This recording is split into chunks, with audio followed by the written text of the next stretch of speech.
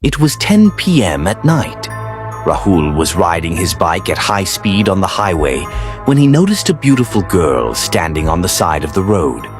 Rahul immediately stopped his bike near the girl and asked, "Who are you and what are you doing here on this desolate highway at this hour?"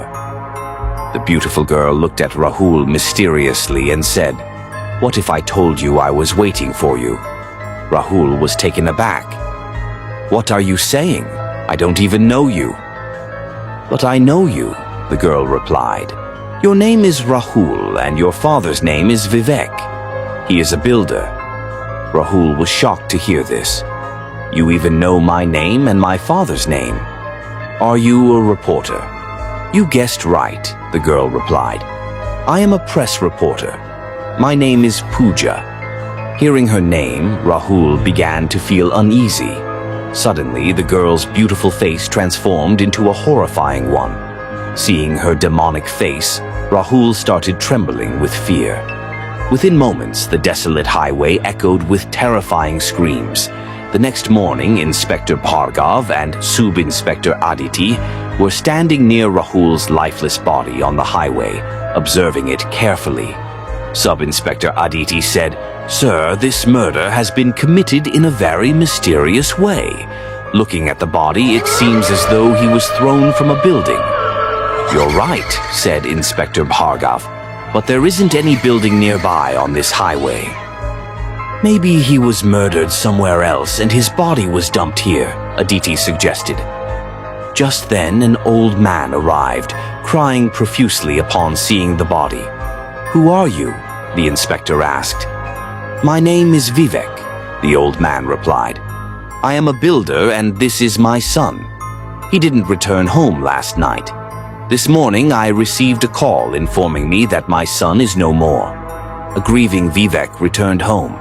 Sitting at home, he cried, remembering his son. His wife Rukmini approached him and said angrily, "This all happened because of you." "What are you saying, Rukmini?" "I am speaking the truth. How many times did I tell you to stop illegally taking land from poor people? But you didn't listen to me. Someone's curse has taken our son from us." Hearing this, Vivek angrily replied, "Stop this nonsense, Rukmini. Someone must have taken revenge on me by killing my son. Now I am worried about our daughter, Disha. She is our only support now." "Don't worry. I have spoken to the police. They will catch the killer soon," Vivek reassured her. A few days passed and the family's life began to return to normal. One evening, Disha was leaving to meet her friends when she received a call from an unknown number. "Hello, who is this?" Disha asked. "I want to tell you something very important," a woman's voice replied. "What is it?" "I know who killed your brother Rahul." Disha was shocked. "What? Then quickly tell me their name." "If you want to know, come to Mall Road. I can't tell you their name over the phone. Meet me at your father's new building under construction on Mall Road." "I'll be on the rooftop," the woman said before hanging up. Disha immediately went to Mall Road on her scooter and reached her father's under construction building. Slowly, she climbed to the rooftop, where a very beautiful girl was standing. The girl looked at Disha mysteriously and smiled. "My name is Pooja." Disha thought for a moment. "This name sounds familiar. Ah, I remember. I heard my dad mention once that a reporter named Pooja was troubling him a lot." "Forget all that," Disha said impatiently. "Just tell me the name of my brother's killer." Pooja's face turned furious. "You know, you're just like your father. Your brother was killed by no one else but me, and now I will kill you the same way I killed him." Fear gripped Disha's face as Pooja's beautiful face transformed into a demonic one. "Who are you? Let me go, please," Disha pleaded.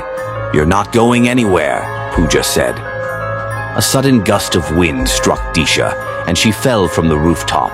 Her body crashed onto the rods below, killing her instantly. The next morning, when Disha didn't return home, her worried mother, Rukmini, told Vivek, "I am feeling very uneasy. Why hasn't Disha come home yet?" Just then, Inspector Pargov and Sub-Inspector Aditi arrived. Inspector Pargov said, "Your daughter Disha's body was found near your under-construction building. It took a lot of effort to recover it from the rods." Vivek was shocked. Sub-Inspector Aditi added, "Mr. Vivek, what was your daughter doing on the rooftop of an unfinished building late at night? And near her body we found another skeleton. It looks like someone else died at this site months ago. By the way, Mr. Vivek, there was a missing persons report for a reporter named Pooja filed a few months ago. We heard she was troubling you quite a bit. What do you have to say about this?" Vivek stayed silent, his face pale. "Don't take offense, Mr. Vivek, but everyone knows about the illegal buildings you've constructed on land taken from poor people. Reporters like Pooja often expose people like you. Anyway, we'll soon find out who that skeleton belonged to," Aditi said before leaving with Inspector Bhargav. Rukmini confronted Vivek. "Tell me the truth. What crime have you committed?" Vivek, now in tears, confessed, "Months ago I was standing on the rooftop of my new building when Pooja came there. She confronted me about the illegal lands I had taken and refused to hand over the evidence she had. I got angry and pushed her off the rooftop. She died after falling onto the rods below. I think it's her spirit that has come to take revenge by killing our children." At that moment, the doorbell rang. When Vivek opened the door, he saw a sage standing there. The sage said, "A shadow of death looms over you. I have come to help you." Vivek pleaded for help, but the sage suddenly transformed into Pooja. Seeing this, Vivek and Rukmini were horrified. Pooja said, "Forgiveness? You didn't realize I was the only support for my elderly parents. After my death, they searched for me everywhere, but eventually died of hunger and despair. You must pay for your sins." Screams echoed in the bungalow as Pooja's spirit claimed the lives of both Vivek and Rukmini. The next morning, the police found their lifeless bodies. Inspector Bhargav told Aditi, "The skeleton we found next to Disha belonged to reporter Pooja. It seems Vivek killed her. Looks like she has taken her revenge." Inspector Bhargav closed the case. Ravi had gotten a new job in Greater Noida. Two of his college friends also worked in the same city. The company had provided him with a house, but it was located quite far from the city in a desolate area. After setting up his home a little, Ravi made an omelette for dinner and ate it. Then he felt thirsty and opened the fridge, only to find it empty. "Not a single bottle," he exclaimed. He then went to the wash basin to get some water, but the tap there also wasn't working. "Oh no, I'm so thirsty and there's no water anywhere, and there's not even a single house around here. Where will I get water from?" He opened the window to check, which opened at the back of the house, and there he saw a well. "Thank God there's a well," he thought. He took a small bucket and went to the well. He lowered the bucket tied to a rope into the well, but when he tried to pull it back up, the bucket got stuck. Looking into the well, he saw a person inside it. How is that possible? Who can be in the well? He wondered. If someone could fulfill my wishes while giving me water, how amazing would that be? Thinking this, he pulled the rope again, and this time the bucket came up smoothly. When he checked the bucket, he found something shining inside it. He reached into the bucket and pulled out a gold ring. "Oh my God, how is this possible?" Ravi was confused but amazed as he held the sparkling ring in his hands. He was still unsure whether someone was playing a prank on him. But after seeing the ring, he was astonished. He drank the water and went back to his house. The next morning, when he was leaving for the office, he opened the window and checked the well again. But now the well was gone. What's happening here? Was there even a well? He wondered. Maybe I just dreamt it. He then looked at the ring on his finger and realized that what had happened the previous night wasn't a dream. I shouldn't think too much about it. It's my first day at the office. I need to leave. He quickly got ready and left for work. When he came back that evening, he got a call from Nisha. "Ravi, how are you? You've been in Noida for a few days now, but you haven't tried meeting your college friends?" she asked. Ravi replied, "No, it's not like that. I've been busy with shifting, that's all." "All right, now you're free, right?" Nisha asked. "Yes, let's meet tomorrow," Ravi said. "After office, I'll meet you and Parul at the coffee shop," Nisha suggested. Ravi thought, "After so many years, I'm meeting Nisha and Parul. I must get them a nice gift." That evening, he went to the well again, lowered the bucket into it, and pulled it back up. Once again, the bucket got stuck. "Today, I need a nice gold necklace and a bracelet," he said.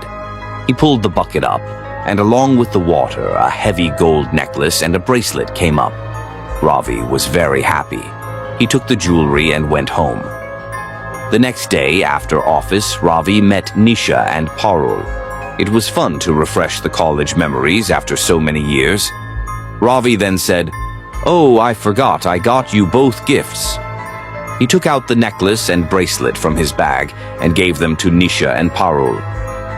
"Oh, there was no need for this, Ravi. You haven't even gotten your first salary yet," Nisha said.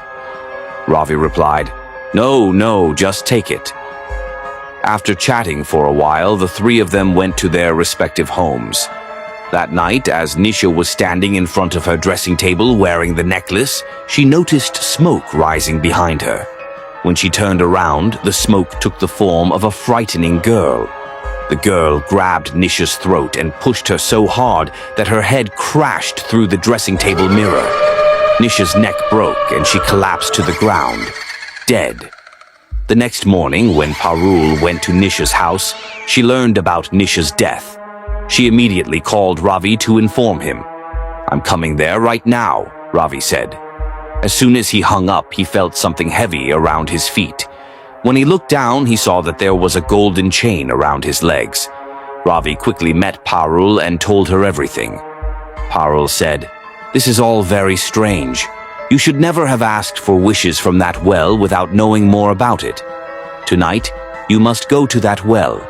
I'll secretly watch you."